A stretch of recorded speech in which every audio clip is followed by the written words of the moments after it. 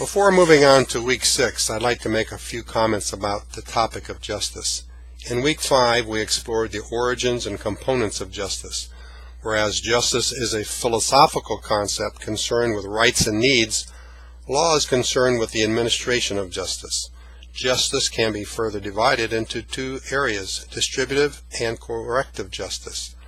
Corrective justice is the central concern of a criminal justice system and can be divided further into two parts, substantive and procedural. Substantive justice is concerned with the fairness of punishing offenders, while procedural justice is concerned with what we do before undertaking any punishment. For instance, substantive laws deal with the legislative process of making laws.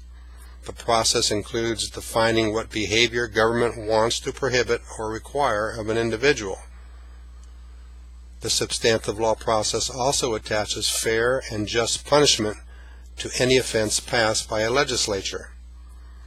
Procedural laws, on the other hand, are laws made to protect the offender from punishment if government does not follow the criminal justice rules set up to ensure due process for the offender, such as the exclusionary rule discussed in your textbook. Another example of procedural justice can be found in the Dirty Harry video clip, where Harry decides the right thing to do is to forego the procedural requirement of Miranda to get a coerced statement from Scorpio about where the girl is located. In the Scorpio case, procedural justice would argue in favor of letting the girl die, since the greatest good, benefit, comes to the greatest number, society, by requiring police to follow Miranda. This would be a utilitarian ethical argument. Could you find an ethical theory that would argue against it? I'm sure you can.